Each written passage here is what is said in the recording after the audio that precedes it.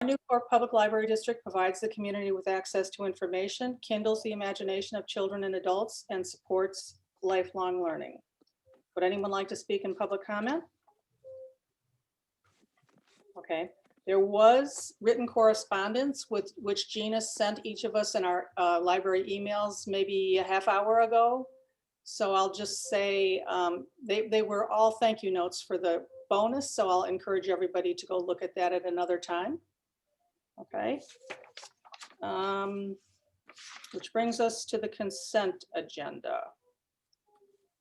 Anyone want to remove anything? Who would like to make a motion? I'll move that the consent agenda be approved as presented. I'll second it. Discussion? Let's have a roll call. Arnold. Absent. Cheng. Aye.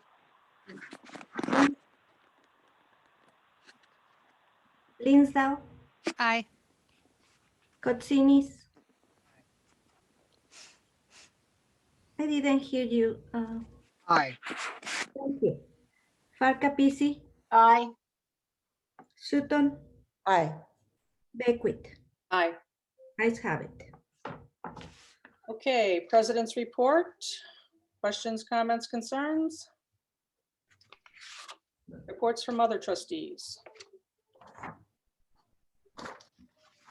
I have one. Just want to say I noticed in Ryan's monthly that the Children's Department's gingerbread house craft went over well, and I have to say from experience in the house, we liked it very much here as well. Anyone else? Okay, Ryan's report. The biggest thing that I want to talk about, I've got a couple of things to share that aren't necessarily in the report, is just talking about library operations. So we, as I think all of you are aware, Lake County Region 9 has moved to Tier 2. If you look at our COVID response outline that's on our website, right now, the way it reflects that Tier 2 is kind of the same as Tier 3 in terms of service. I'm going to talk to the management team this week and, present to them a couple of different alternatives. We talked about maybe the possibility of, doing some limited service or opening the doors back up, at least for a little bit of the day during Tier 2 at some point in the future. Right now, we continue to have staffing concerns since the last board meeting. If you've been checking your emails, you know that we had 2 staff cases of COVID, which when that happens, not only does it impact the staff that gets infected with COVID, but then people that even have a potential chance of being close to those individuals, we ask them to go into quarantine. So that's going to be a challenge for us no matter what we decide to do. But we are going to look at it because the things have changed. Like, we know more, and I think that the safety protocols we have in place have been working. The bad news is that we do have these staff cases, but the good news is staff don't seem to be getting infected at the library. It seems to be outside of the library, and they're not spreading it to other staff. So that's the good news. But it's still a challenge, obviously, operationally. So we'll see what we can do. And it's all across the board. I was in a library directors meeting, I think last week, and some libraries are aiming for February 1st reopening, or at least letting people in the doors, limited service. Some libraries are looking at March. Others have no plans to reopen anytime in the near future. So it's really all across the board. It's very much a local decision based on a lot of local factors. It might be the makeup of the building, the feedback from the community. One of the things about what's going on with us right now that even makes the decision more difficult on how to proceed is that we're not getting, we're getting some positive feedback from the community. We're not really getting any negative feedback, haven't for a while. So, we need to look at, are we giving our community the service that they desire right now? Because do we want to reopen the doors just to reopen the doors? But there are some services we can only offer when the doors are opened, specifically computer access. But when we do reopen our doors, whenever that might be, We do want to look at the way we were providing computer access, and we're looking at different things, making it less staff intensive. We have software we already had on hand, gives us the ability to mirror. So if a staff member can look and see what's going on at a patron's computer and help them out just by mirroring it on their desktop. We haven't implemented in the past for all kinds of reasons, for privacy concerns for one, but if patrons want to opt in and help, we would be willing to do that. So in terms of moving to a phase where we can reopen our doors, it's one of those things that I want to have at least another meeting with the management team to make a decision and look at different alternatives for tier 2. So that's where we stand with that. Any questions about library operations? Do board members have any opinions about the level of service we're providing at this time? Andrea? I don't have any concerns about the level of service. I'm just wondering, is there a way to get our patron-facing librarians the COVID shot, or get them on a list, or do some sort of research? I know that Illinois seems to be a big hot mess, but I think that we've got pretty smart people over at our library. Is there a way to get them their vaccinations? And I'm glad you asked my question, because that was on my list of things to discuss. So I'm part of the Illinois Library Association Public Policy Committee, as you might recall. And at the December meeting, this wasn't on the agenda, but I brought this up. I said, do we have a plan to advocate for library staff across Illinois to get priority for vaccines? We didn't at the time, but when we met in January, ILA put together a couple of letters. ILA sent a letter to the Illinois Department of Public Health to advocate for library workers to try to get 1B status, but at least 1C status in terms of the vaccination priority.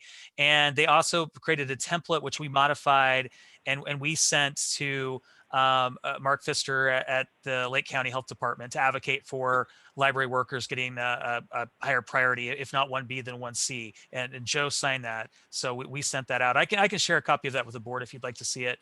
And so we're advocating for that, Andrea. So we have asked for library workers to get prioritized for the vaccine, but we have not heard back yet from either the Lake County Board of Health nor the Illinois Department of Public Health. So if you have any connections with Illinois Department or Public Health or Lake County, please share them with me so we can continue to advocate for that.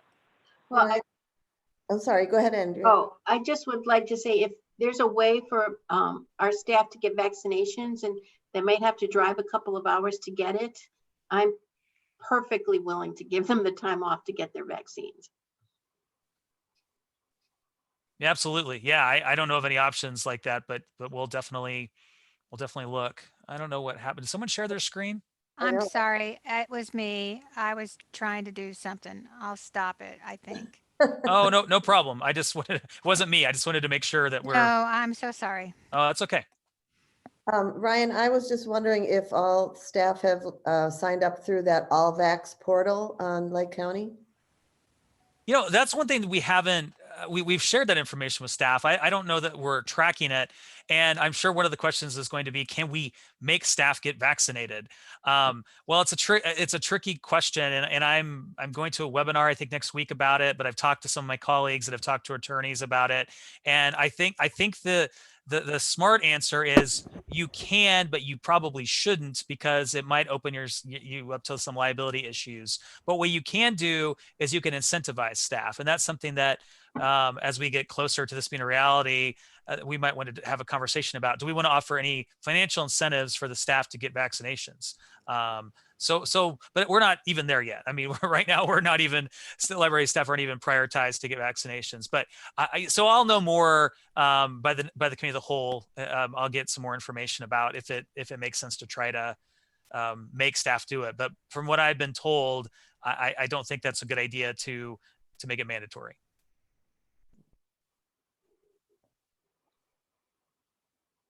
Anything else on Ryan's report?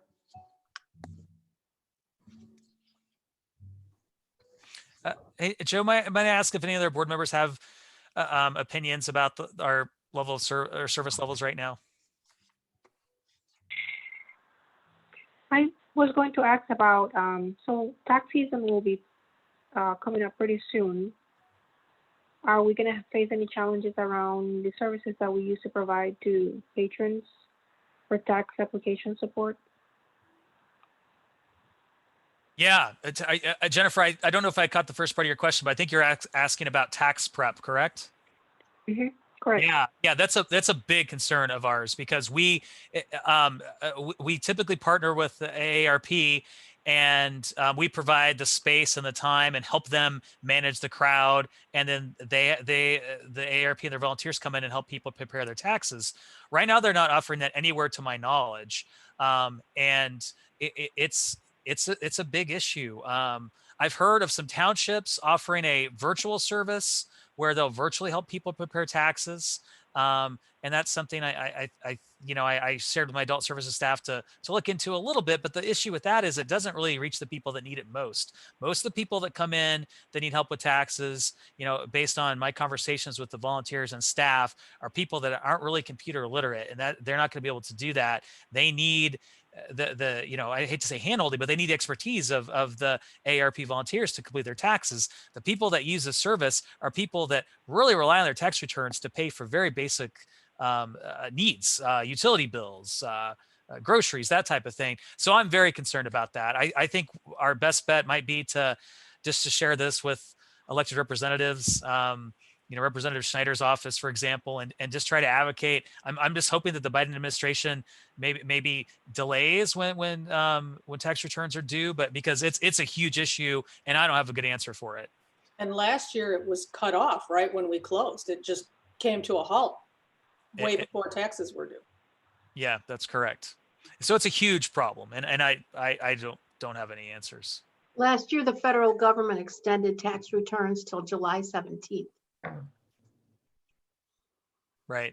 There's no news this year that so far there has been absolutely no communications that, because I would know, I would receive a big email that there's any additional extension. That doesn't mean there won't be, but at this time, no.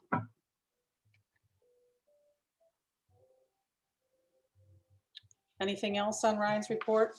One quick question. How did the migration go today? Pretty well. Last I heard, which was a couple of hours ago, there were some things that were not working, some authentication issues with Hoopla, I think, and I think Overdrive as well. But otherwise, I guess it went as well as it could. I think it was smart to not try to offer our level of service that we usually provide, because it was down until I think at least 3:30 or 4 when we were able to start testing. So that would have been problematic. I was optimistic that it would happen in the morning and we would be able to provide regular service, but staff and Innovative said, no, this is a full migration. Unfortunately, you're going to have to suspend services. So I guess it wasn't perfect, George, because I would have liked to say everything is back to normal, but I know there are at least a couple of small issues we're working out. But everything's on a good timeline. It doesn't look like we're going to have issues going through into the week, correct? Yeah, I think so. Excellent. Okay, we're on to the semi-annual review. Everyone see it in their packet? Yeah. Questions before we have a motion? Okay, can someone make the motion then, please, to accept the semi-annual review as presented? I move that the board accept the semi-annual review of closed executive session minutes as presented. I'll second that. That's Bonnie. Okay, Gina. Oh, any discussion? Sorry, I forgot to ask. Okay, go ahead, Gina.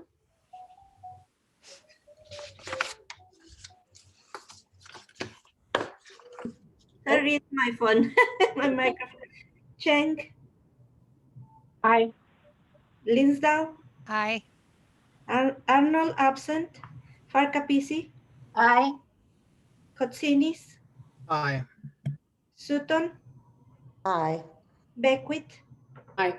Ayes have it. Just a preview of coming attractions with regard to that. Bonnie and I, when we were doing this, realized we made a mistake in the date of the last one that was approved. So we'll be bringing that next month for a correction. Okay, per capita grant readings. Joe, do you want me to lead off on this or? Yeah, mhm, yeah. Yeah, so it was chapters 5 through 8. I just have a couple of minor things that I think we need to look at based on reviewing these chapters. First of all, our you know, they call it a capital asset plan. I call it a capital improvement plan, where someone comes in and they review our capital assets and just make sure that we are planning accordingly to keep up with everything. That was several years ago when we did that plan. So I think with the upcoming budget, we should try to plan a budget on having someone come out and do that again. And if not this fiscal year, maybe the next fiscal year. I think it needs to be on the radar.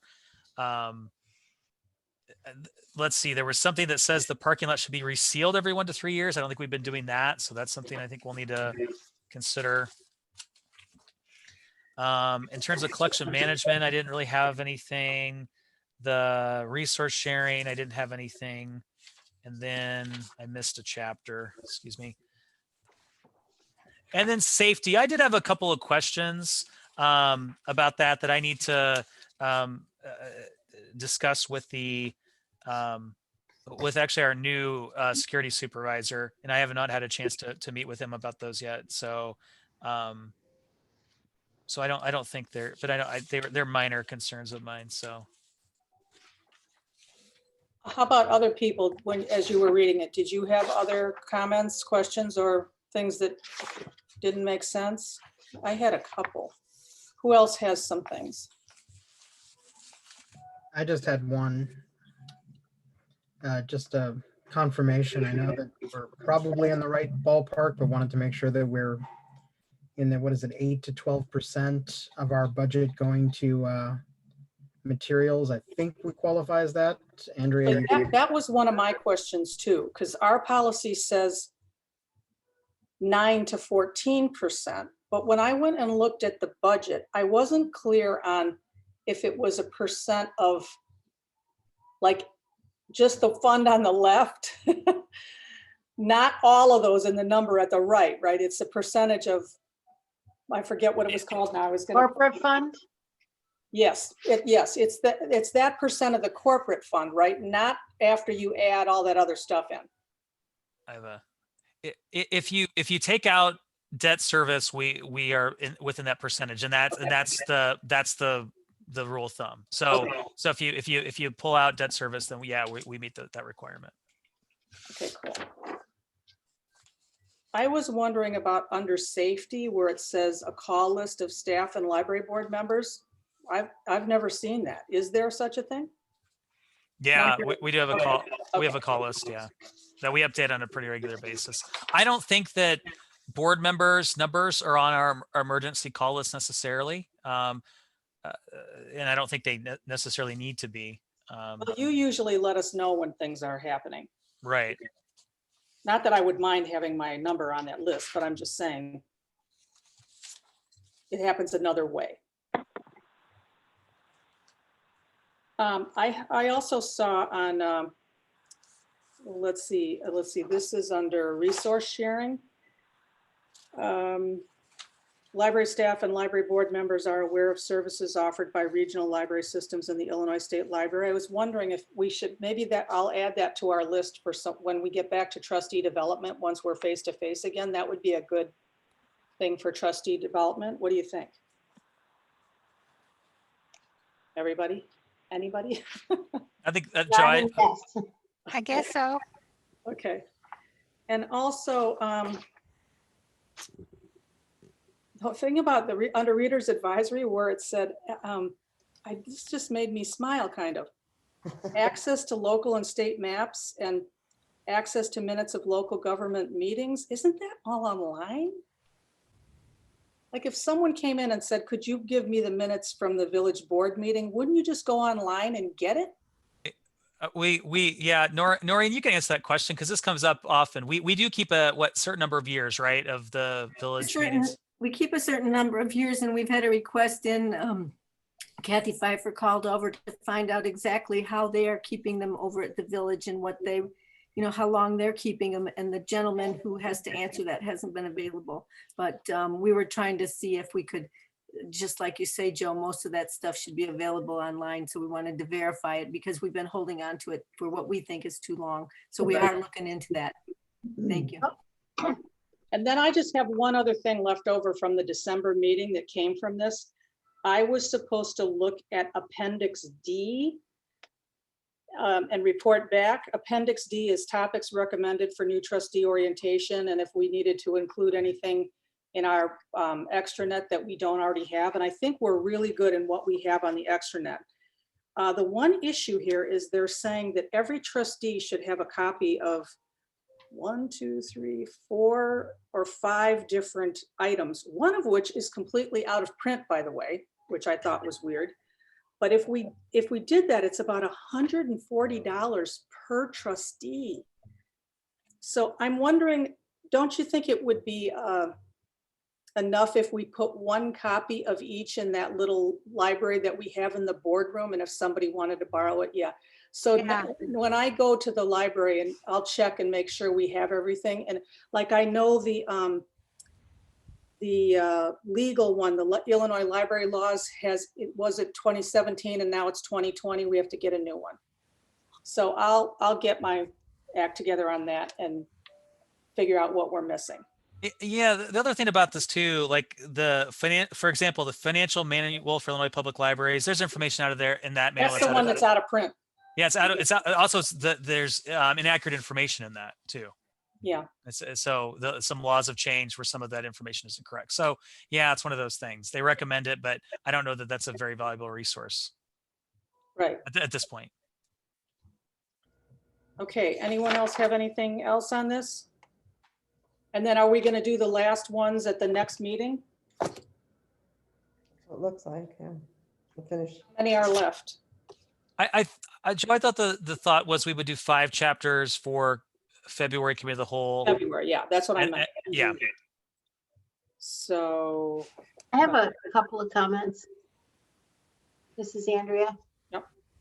So with the repair and the replacement study that you were talking about at the beginning under, I think it was chapter 5, we should just decide how often we want to do that. Do we want to do it every 5 years or 6 years, 7 years, whatever the board decides, but let's look for a recommendation from Ryan and the staff on how often we should update that study. And we try to, I know in the past we've tried to stick to it on what we were repairing and replacing. And that really helps us with our long-term plan on how we're spending our capital improvements budget. For this, we did, Kevin, a long time ago, he did this huge safety manual.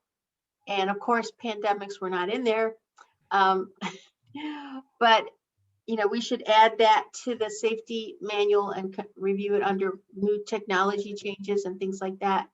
But you've learned a lot during this pandemic, and I hope it's the last one in all of our lifetimes. And I hope we never need it again, but better to add it while it's still fresh in everyone's mind. Good idea. And with regard to, holding on to the minutes, I think it's important for our community to find out where those are going to be archived forever. And, is it the village? Is the library going to archive them? Is it the historical society? Because I think, they should be preserved, for future generations if they wanted to know something. 100 years from now, how did we handle the pandemic? But is each institution responsible for archiving their own permanently?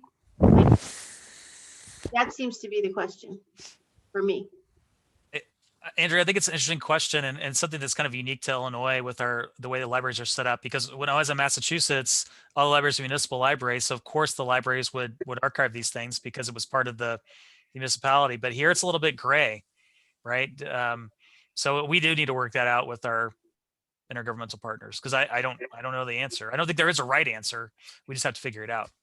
Yeah, and I like the idea of one copy of each book, Joe, but when we're all back together in person, let's pass them around at board meetings. Good idea. I'm done. Anyone else comments?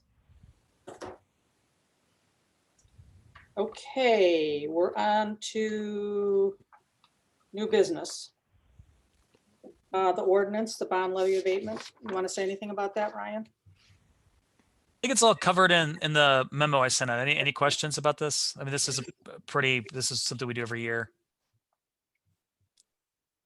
All right, who would like to make the motion, please? So moved.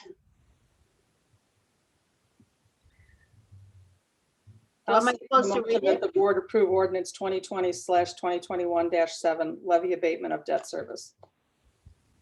I'll second it then. Discussion?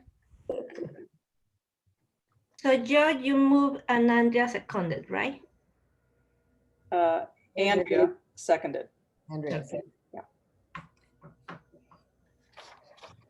Okay, we're ready for the roll call. Dinsdale, Aye. Sutton, Aye. Cheng, Aye. Parkapisi, Aye. Gotsini, Aye. Beckwith, Aye.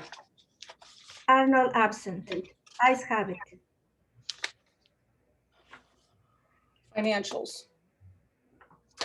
Okay, I've looked through the financials. We're 5 months in out of our 12 months. These are November 30th financials. So we're 5 months in out of our 12-month period, which is about 42% of the year. Everything was explained in Doug's variance reports. And I would like to congratulate him on getting that COVID relief. Yeah. And, that will go a long way toward paying for all the extra cleaning we've done. Let's not spend the money twice. So are we going to keep up with that cleaning? We scaled it back, Andrea. There still is the charge, but we are not doing it in as many areas. What we're doing is just the high volume areas where staff I would say congregate, but they use like the lounge and the bathrooms. But otherwise, no. And that might even be overkill at this point. But I think that it's still probably prudent until we still know more about COVID. But yeah, and yeah, just to add to what you said about Doug, Doug worked so hard on that grant. And what was frustrating about that is they basically changed what they wanted you to report on a couple of different times during this process. So they'd say, we want this. No, we actually wanted this. You can submit it this way. No, we actually want you to use our portal to submit it this way in a certain format. So it was very frustrating and very time consuming. And Doug was patient throughout it all. And he made sure he counted every single thing that we could get credit for. So he definitely deserves the praise for that. Great. Okay, you want to make a motion? Hold on. I move that we accept the November 30th financial statements as presented. I will Second that. Who? That was me, Gina, Joe. Okay. Sorry. It's okay. Discussion? Okay, roll call. Sutton, Aye. Dinsdale, Aye. Parkapisi, Aye. Gotsini, Aye. Arnold absent. Cheng, Aye. Beckwith, Aye. Ayes have it. Okay, budget timeline. Again already? Seriously? Didn't we just do this? Yes, we did. Well, this year has just been one big mush, so. We're always planning, even though when we're not formally planning for the budget. So We have been under lockdown for 10 months. Oh. So this timeline, I haven't heard any feedback, and there's no reason to hear feedback because it's pretty standard what we've been doing. It seems to work for us. We're essentially the next couple of months we really focus on our big capital projects. Then in April we start to look at the budget, big picture. We continue to tweak it, and our goal is for the board to finalize it at the committee of the whole, and then adopt it at the June regular board meeting. So any questions, comments, concerns about the timeline? No. Do we have any big budget items looming? You know, As far as capital improvements. there's still that chunk of the parking lot that needs to be addressed. Because the parking lot is still not completely 100% done. Although we're close. Otherwise, Andrea, I off the top of my head, I don't know. I'll be honest. I have not taken a deep dive into the projects. I'll be doing that over the next couple of weeks. Because I would hope we'd be running out of them.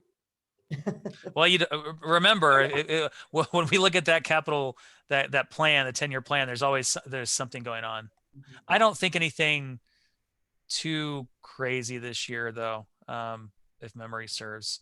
And yeah, I mean, every year we look at it, some things get more prioritized higher, some things get deprioritized. We got to look at the money we have and realize the next couple of years, you know, we just don't know what's going to happen, you know, with the budget uncertainty. So we want to be conservative. We always are conservative. We want to be especially conservative over the next couple of years, I would think. Yes. How soon till we need a new bookmobile? Yeah, that's what I was wondering. Now, if you remember, last year or the year before, we had an overhaul so we could extend the life. So we did have somebody look at it and we did get a plan. So I don't want to hear anything this year about replacing bookmobile. It's not a cat with 9 lives. It's going to have to happen. No, but we just did that. We just overhauled it so it would last longer. Am I wrong? No. How many years did that buy us is the question. Do But we had the answer to it back then. We can just look in the records. Well, I'll make sure I can share that. I want to say it's still several years. I think it's still several years out. So it's not something we have to worry about next year. Yes. And the other thing too, and I'm glad that the timing actually works out well, because one of the things that we'll have to do is, you know, look at the bookmobile service, and we want to consider a different type of bookmobile to respond to how people operate in a post-COVID world. So, but fortunately we have time, and the timing will probably fit in nicely with when we need to look at it, and when we know more about how people are using the bookmobile in the future.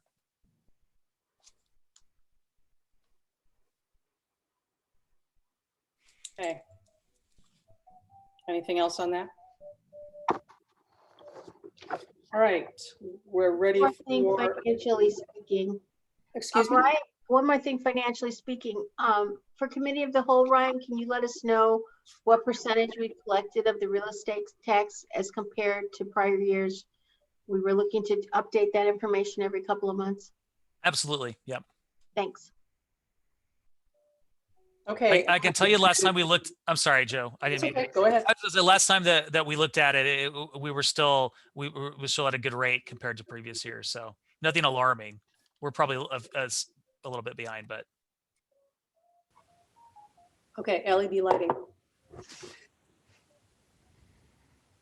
Yeah, so I have some pictures to share. I sent out a memo about the project. So when the walkthrough was done with product design architecture, there were some areas or some lighting that was identified that we didn't budget for. So I'm not. So what I'm proposing when this project goes out to bid, that those things are included as additions. And we'll see what kind of bids we get back. And if we can afford them to do it within the budget that we have, that's great. If not, I can share that with the board. The board can make a decision at that time. Do we want to try to budget for them this fiscal year? We want to wait to put them in the budget for next fiscal year? Do we just want to skip doing those entirely? But let me show you what I'm talking about. Because you might not understand when I say metal halides and lighting, that unless you're a lighting person, that doesn't really mean much. But at least I'll visually show you what I mean by that. So bear with me for just a second.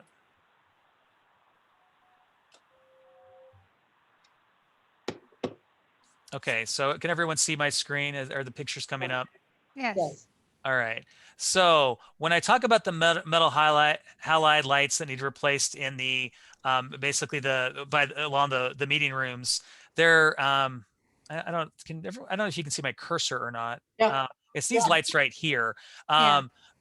Part of the big bid lights we needed to replace are these kind of lights like this that are the main lights that go along the ceiling. But these are metal halides.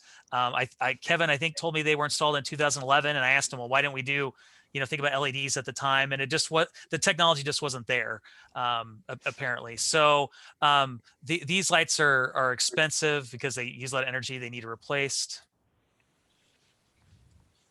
In Coco's Cove, we have a couple different issues with the lighting.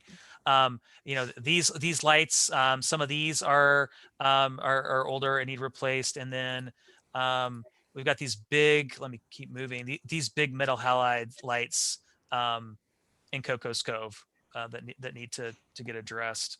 The other thing about Coco's Cove, it's not on the automated system. So, there's a chance they could get left on. So we would like to get them on the automated system. That's a pretty small expense, I've been told. So we'll see what that comes back as with the bid. So Ryan, are we talking about changing out the halides into LEDs? Is that what you're doing? Okay. Yeah, or in some cases we may have to replace the fixtures if we can't easily do that. And that's one of those things that the product design architecture is helping us determine what our options are. Okay. That was the discussion about adding a metal flap or something to arrange for that to happen. Mm-hmm. Yeah. This is Carol's Storytime room. When I saw, I thought, well, we don't have metal halides in there. We do, and they're really big. There's those big bulb lights, which you can kind of see at the bottom here, but these lights here are those metal halides, and they're really big ones. So they waste a lot of energy. And then this is the vault, and these are fluorescent lights. And one of the issues here, fluorescent aren't as bad as metal halides in terms of energy use, energy consumption. But I don't know if I should have taken some better pictures of the staff areas. Where these lights do not match with where the staff areas are that we rearrange. So that's also a consideration as well. Oh, here's one of those pictures. So you can see the staff desk did not used to be here. When we reconfigured the space to make it work better for staff and the teens, obviously we didn't necessarily address the lighting. So some of this lighting needs to be reconfigured. So we thought, since we were looking at this anyway, we could, see if we could work that into the project. So, are there any questions, comments, concerns? I kind of see this as it kind of makes sense just to bid this whole thing out with the additions, and we'll see what kind of price we get. And if it fits within our budget, I'd like to be able to do these additions, in addition to just swapping out the fixtures with LEDs throughout the rest of the building. Any questions, comments, concerns about that? The only question I have, are any of the metal halide lights currently in use a dual use device where we're using them both for light and heat? I don't believe so, but I'll find out.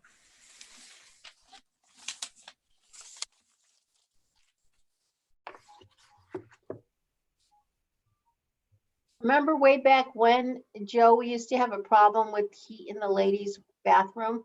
Yes. I think that probably is the only place you really have to check. One of the big changes with LED is they use a lot less energy, but they're also a lot physically cooler. So you might have to supplement heat in some areas where you swap out lighting. Is it possible to use the same fixture and have them rewired, or do we have to buy all new fixtures? That's one of the things that we're working to determine. I don't have an answer to that yet. I mean, I'm inclined to keep the fixtures if they're fine, right? I mean, there's no reason to swap them out. Yeah, and designers put thought into how things look.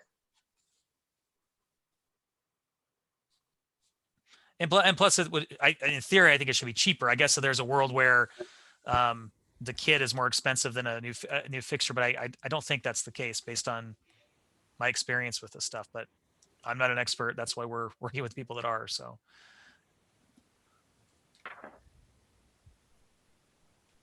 Okay, anything else on that? Okay, we have two policies tonight. This is a, one of these things, there's a few on here that, because we skipped committee of the whole. And with Catherine not here, I was her co-editor. So this first one is 1057 advisory groups. There's nothing of substance to change here. It's all just details. Anyone have any questions on that one? We reworked this one at the last time in 2018, didn't we? Yes. Remember, we had quite a discussion about it. So yeah, I read through it and it all. Yeah.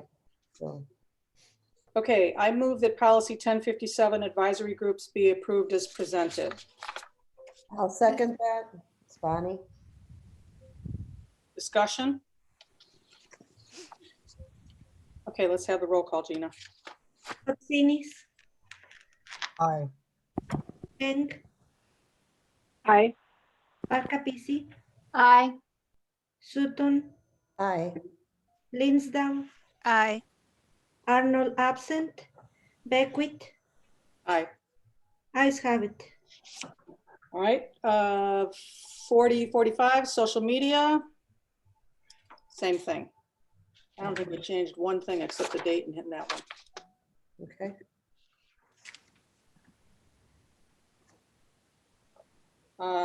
I move that policy 4045 social media be approved as presented. This is Joe, Gina. Thank you. This is Ann. I'll second it. Thank you. Discussion? Okay, roll call. Arnold absent, Cheng, Aye. Parkapisi, Aye. Linsdale, Aye. Coxinis, Aye. Sutton, Aye.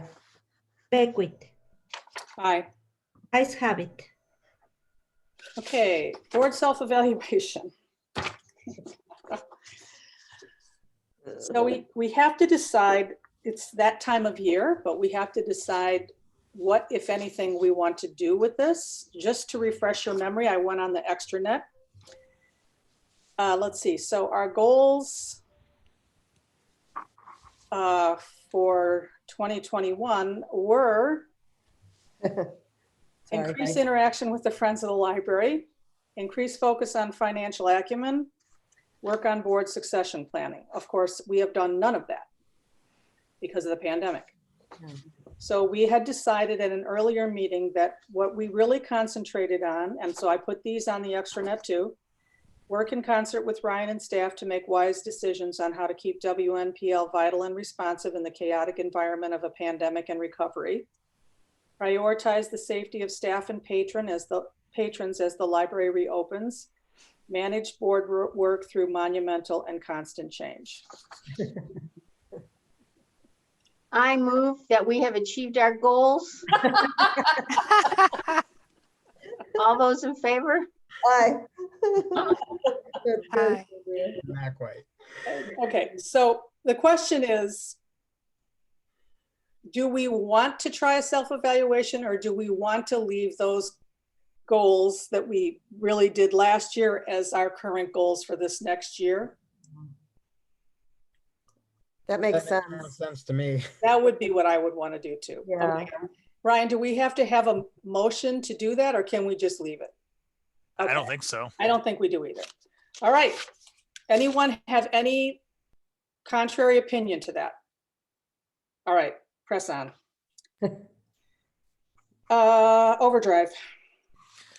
Yeah, so I wrote a pretty detailed memo about this opportunity we have. So just as a quick summary, we gave up our Zinio subscription. I think it was just a year ago because when we went to Press Reader, we decided there was enough magazine content and Zinnia was expensive. It was a la carte, so you'd have to buy things as you got them. It was really expensive. But several other libraries kept their Zinio through RB Digital subscription going because it's popular with patrons. Patrons like it. Anyway, it was acquired by Overdrive. And all of a sudden, these libraries had a big issue because it's Overdrive really isn't working well with the standalone libraries. The pricing is not good. So we, as the Electronic Content Consortium, and I say we because I'm on the board, we went to Overdrive and we said, hey, can you cut us a deal? We represent all these libraries in Illinois, and they cut us an amazing deal that really surprised us. And the price that I put in the memo has gone up based on who's responded, up to just short of $3,800. But there's still a week for more libraries to opt in. But the most we would pay is $3,800. If we were to do this on our own, I mean, we're talking tens of thousands of dollars for this collection as a standalone library. So I think it's a great deal. It's obviously not in the budget, but this is a pandemic. We're talking about a 1-year commitment here, and I know our patrons would love the extra content. And if you look to the magazine list, I mean, it's really extensive. There's something there for everybody. It was incredible to look through that. It was just Yeah, amazing. it was awesome. So I'm asking the board to consider allocating, up to $3,800 at this point for at least a 1-year commitment to this magazine collection through Overdrive. And the other thing about it too that you might have missed is that it's accessible just like you would an ebook. So if you use Libby for your ebooks, the magazines are also in Libby, which is a big difference from Zinnia, where you have to have a separate app and a platform. So should be a much better user experience too. So I think it's a great opportunity for us, but I realize we didn't budget for it. So I get a magazine. The first thing I did was look to see if this magazine was on here. It's an unusual magazine from Britain called Country Homes and Interiors. And because it comes from Britain, it's like $145 to get a subscription. And if you see it in a store, it's like $20 an issue, which of course you never see it in the store anymore because we don't have hardly any bookstores. So just for that one magazine, let alone page after page after page. Right. This is an awesome list. It really is. It was Awesome. So we need a motion for this. Ryan? Yeah, we need a motion. yeah, I mean, this isn't in the budget, so I'd like board approval to obviously allocate funds to acquire this collection. Anyone? So I move that we allocate funds. allocate funds for this magazine thing. The Overdrive magazine collection. Overdrive, thank you. Okay. Can you amend? I'll second that. Can you amend your? Wait, Andrea? Can you amend your motion to say up to a certain dollar, whatever that dollar amount is? Up to the amount Andrea says. It's going to be. Oh, don't give it. It's right now. It's $3,800. That number could go down if more libraries opt in.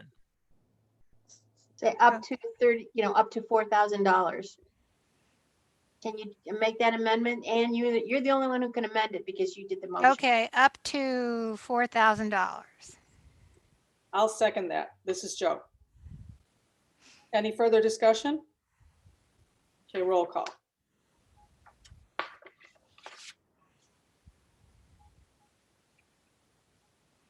Oh, you're muted, Gina.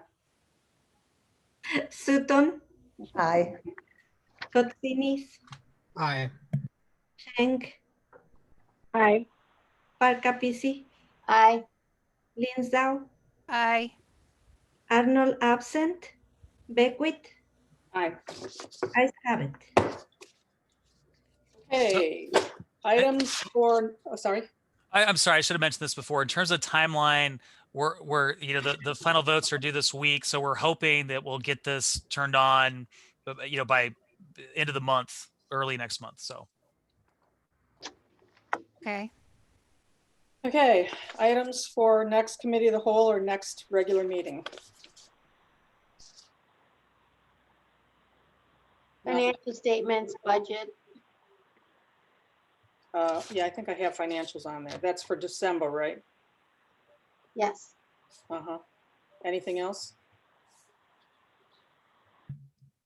For buildings and grounds, an update on the latest lighting project and an update on our retaining wall. once again for committee of the whole. Yep. And Okay. Ryan, you're going to check on the vaccinations, right?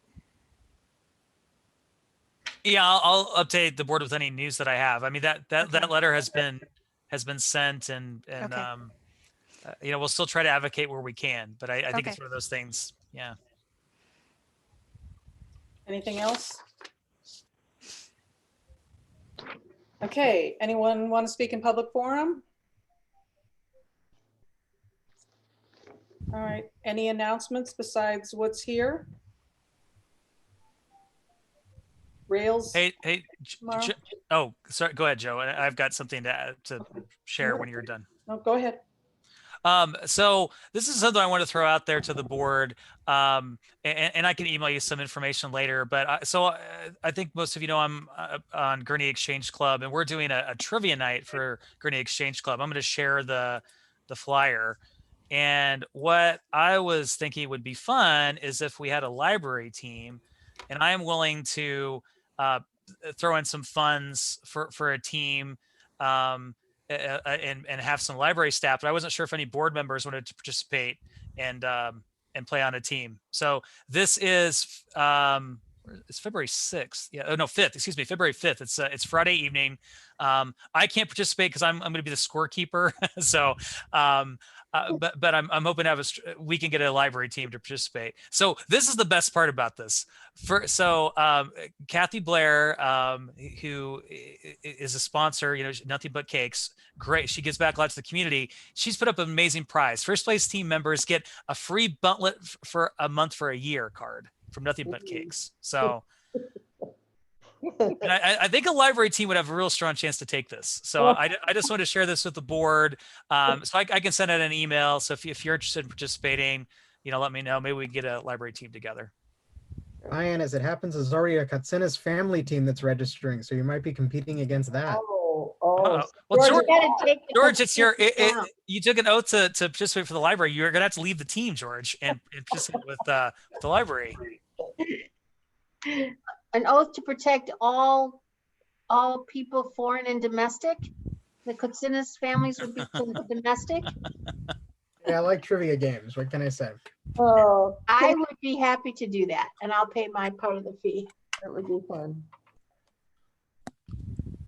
All right, so Andrea, I'll put you down. I'll send this out via email. And So Ryan, obviously, as scorekeeper, all ties would go to the library. that's my intention.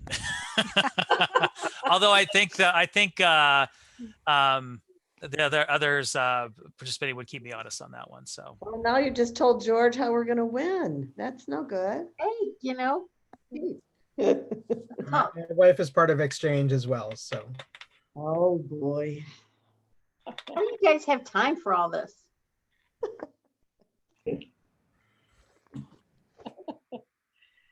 All right, anyone else have other announcements?